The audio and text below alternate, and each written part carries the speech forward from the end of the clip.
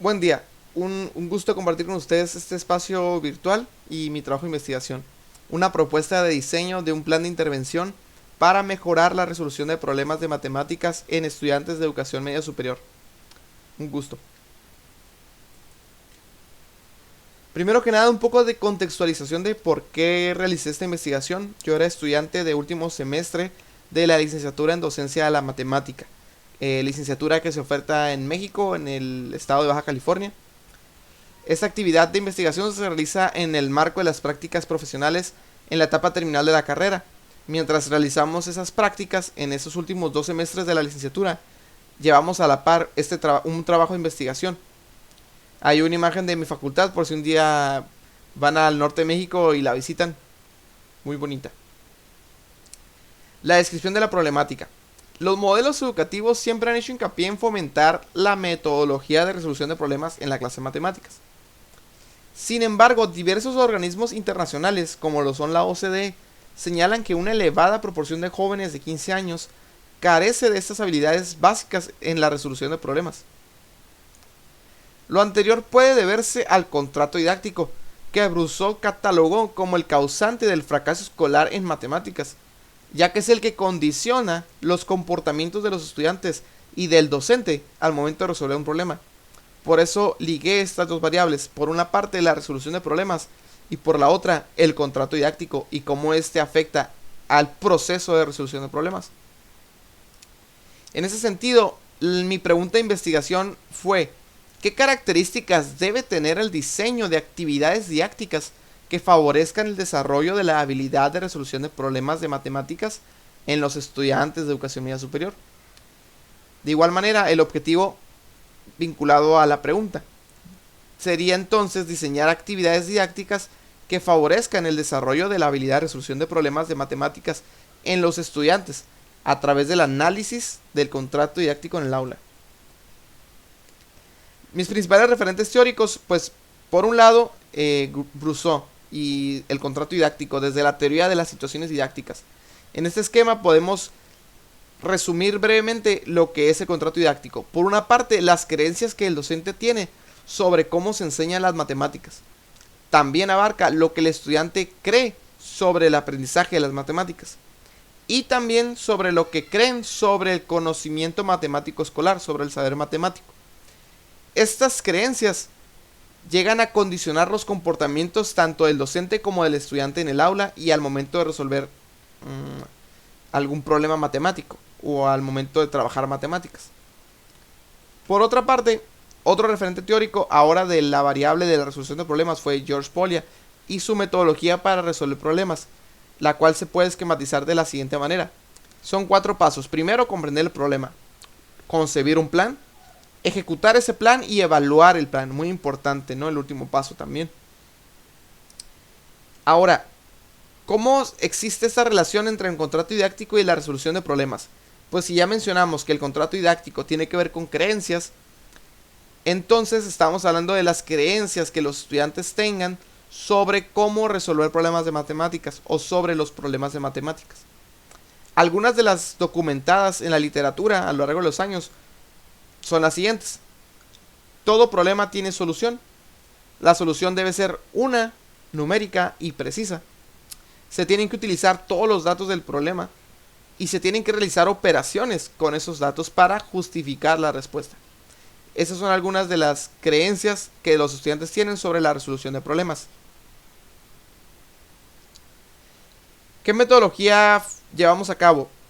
El método de intervención es el de investigación-acción participativa con un enfoque cualitativo, el cual se puede esquematizar de la siguiente manera. Primeramente, una observación participante donde se va a llevar a cabo el diagnóstico. Con esto se identifica la problemática y después se investiga de manera participante en la problemática, para posteriormente poder diseñar un plan de intervención y aplicarlo para poder mejorar esta problemática. Se tiene que llegar a la evaluación y reflexión de los resultados para poder volver a repetir el proceso. La muestra con la que realicé la investigación fue con un grupo de 20 estudiantes de segundo semestre de bachillerato general, lo que abarca entre 15 a 16 años en el sistema educativo mexicano. El escenario fue en modalidad virtual debido a las condiciones derivadas de la pandemia del COVID-19. Esta investigación fue llevada en el año 2021, en el primer semestre del año. Como diagnóstico se aplicó un cuestionario y 3 problemas matemáticos que buscaban evidenciar las creencias revisadas en la literatura, las creencias de los estudiantes sobre la resolución de problemas.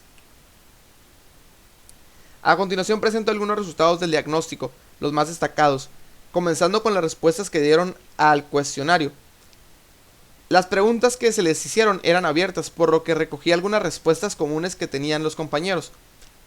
La primera pregunta: ¿qué elementos tomas en cuenta al momento de resolver un problema de matemáticas en el aula?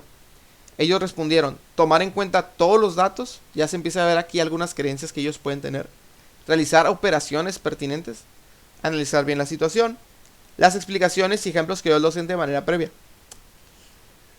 Cuando se les cuestionó qué elementos toman en cuenta para resolver problemas en su vida cotidiana, fuera de lo matemático, dieron respuestas que denotan más reflexión, más pensamiento crítico, como lo son encontrar el origen del problema, ver las diferentes opciones que se tienen y ver cuál es más viable para resolverlo, pensar todas las posibles soluciones y en los pros y contras de cada alternativa.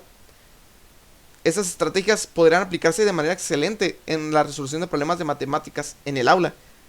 Curiosamente no las aplican en el aula, pero parecen, o bueno, dijeron haberlas aplicado cuando resuelven un problema en su vida cotidiana. En cuanto a los resultados de los problemas, el primer problema era el célebre dilema de la edad del capitán. Este problema se aplicó en muchas investigaciones del contrato didáctico desde los años 80 en niños de edades menores a las de la muestra, o sea, niños de primaria de 8 años, en Francia principalmente, a los inicios de esta disciplina de la didáctica de la matemática. Curiosamente, el problema dice así: si un barco tiene 26 ovejas y 10 cabras a bordo, ¿qué edad tiene el capitán del barco?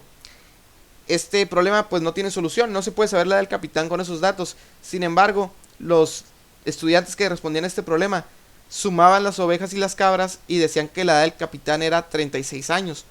Esto fue de lo que evidenció y potenció el concepto del contrato didáctico, entre otros estudios. Entonces, quise ponerlo en este diagnóstico para conocer qué respuestas iban a dar jóvenes de 15 y 16 años y ver si su pensamiento iba un poco más allá que el de los niños de 8 años. Para mi sorpresa, la mayoría de la muestra, es decir, 2 estudiantes, respondieron que la edad del capitán es de 36 años. Otros 4 estudiantes obtuvieron una respuesta de internet. Ahorita vamos a ver por qué llegué a la conclusión que es de internet. Y otros 4 dijeron que no se podía saber, que era una respuesta un poco más coherente, ¿no? Aquí muestro algunos apuntes de los estudiantes, algunas respuestas de ellos. Este par de estudiantes mencionaron que la edad del capitán era 36 años y la justificaron diciendo que porque el capitán quería que sumaran su edad, los animales del barco. Desconocemos de dónde sacaron esa justificación los estudiantes. Otro estudiante, además de esa justificación, agregó una operación para fortalecer su respuesta, ¿no? A pesar de que la operación aritmética es bastante simple, él quiso dejarla plasmada en papel, ¿no? Otra creencia, otro comportamiento condicionado por el contrato didáctico. Aquí un ejemplo de una respuesta de internet. ¿Cómo sé que es de internet? Literalmente, si copiamos el párrafo y lo ponemos en el buscador, van a salir varias páginas que tienen ese mismo párrafo. Son páginas que hablaban de este problema de la edad del capitán, evidentemente, y dialogaban sobre cómo fue aplicado en China. Pues los estudiantes copiaron una respuesta que un estudiante de China dio. Aquí un ejemplo de una respuesta un poco más coherente, les decía. No se puede saber, solo sé que el capitán tiene que tener 18 años para poder conducir un barco, lo cual pues tiene sentido, ¿no? Otro problema que quise proponerles era el siguiente. Se sabe que la longitud del radio del planeta Tierra es de 6.371 kilómetros y el del Sol es de 696.340 kilómetros. ¿Cuál es el radio del planeta Júpiter? Evidentemente, con los datos dados no se puede conocer el radio, pero sí se puede buscar en internet. Yo aquí quería evidenciar si los estudiantes creían que estaba mal buscar en internet la respuesta, cosa que en el día a día, en la vida cotidiana, hacemos, ¿no? La mayoría, el 70%, efectivamente buscó en internet la respuesta, ya que dieron correcto el radio del planeta Júpiter. Pero hubo un 15% de la muestra que realizó alguna operación y dio un resultado erróneo. Y otro 15% dijo que no se podía saber. Lo cual aquí habría que cuestionarnos. ¿No se puede saber el radio del planeta Júpiter realmente? La respuesta correcta sería no se puede saber con los datos del problema. Sin embargo, lo podemos buscar en internet. Aquí unos ejemplos de los estudiantes que realizaron operaciones. Algunos sumaron los rayos del Sol y la Tierra, otros los dividieron. Pues la respuesta no fue la correcta, evidentemente. Con lo anterior se diseñó un plan de intervención que llevara a la mejora de esta problemática. Mejorar la resolución de problemas de los estudiantes y su pensamiento crítico, ¿no?, respecto a las situaciones que se han dado al contrato didáctico. Está dividido en 3 fases: una introducción, un desarrollo y una conclusión. Una con la intención de hablar primero del contrato didáctico, posteriormente de implementar la metodología Polya y hacer actividades para cada una de las etapas, los 4 pasos: comprender, planificar, evaluar, ejecutar, y finalmente una etapa de conclusión. Aquí un esquema que muestra una distribución de las actividades. En total son 16 actividades, 5 en la introducción, 9 en el desarrollo y 2 de cierre. Un par de ejemplos de las actividades del plan de intervención. Esta primeramente busca hablar del contrato didáctico, confrontar las creencias de los estudiantes, hacerlos conscientes de él. Por ejemplo, vemos que hay un verdadero o falso, ¿no? Todos los problemas que encarga el profesor deben tener solución, verdadero o falso. Para resolver un problema hay que realizar operaciones necesariamente, verdadero o falso. Confrontar un poco estas expectativas que ellos tienen. Aquí un ejemplo de ahora trabajando ya la metodología Polya. Primero identificar el problema, y primero sin conocimientos matemáticos o sin un aspecto matemático. Primero les pedimos identificar un problema en su entorno, en la escuela, por ejemplo. La escalera no tiene barandal. Eso es un problema, ¿no? ¿Y por qué es considerado un problema? Esto es únicamente para trabajar la identificación de problemas, primeramente. Luego se va a contrastar ya con conocimientos matemáticos, cada una de las etapas del método Polya. Aquí un ejemplo ya de una actividad que se implica un concepto matemático. Por ejemplo, los sistemas de ecuaciones, ¿no? Sabemos que los sistemas de ecuaciones tienen muchos métodos para resolverse. Precisamente aquí no se les pide a los estudiantes resolverlo, sino evaluar si el método utilizado es el más adecuado. Es decir, se puede llegar a la respuesta de una manera más eficiente, más rápida, sin dar tantas vueltas. Eso es lo que se les pide que evalúen. Es un proceso interesante que se tiene que trabajar. No solo la resolución, evaluar si se resolvió bien. No solo el resultado, sino todo el proceso, porque el resultado es correcto. Y finalmente esta actividad que creo que es crucial, donde se les pide a los estudiantes en plenaria y junto al docente, esta es la última actividad: crear un nuevo contrato didáctico, pero ahora explícito, donde no haya nada implícito ni creencias que condicionen su comportamiento o expectativas uno del otro que el otro desconoce. Por ejemplo, una cláusula de este contrato podría ser: no todos los problemas tienen solución. O otra podría ser: el docente se puede equivocar. Es decir, el estudiante puede decir, no sé, liberarse de ciertas conductas que fueron impuestas de manera implícita, en parte por el discurso matemático escolar, por la tradición escolar, etcétera, o por inclusive el docente en ocasiones. Como reflexiones finales, considero que el contrato didáctico puede obstaculizar la resolución de problemas en el estudiante, inclusive en los niveles de educación media superior. Quise hacer la investigación en este nivel sobre el contrato didáctico porque aunque sí hay literatura de él en este nivel, es poca comparada con la que hay en niveles inferiores, como educación básica. Se debe vincular la manera en la que los estudiantes resuelven problemas en su vida cotidiana para favorecer la forma en que resuelven problemas de matemáticas en la escuela y viceversa.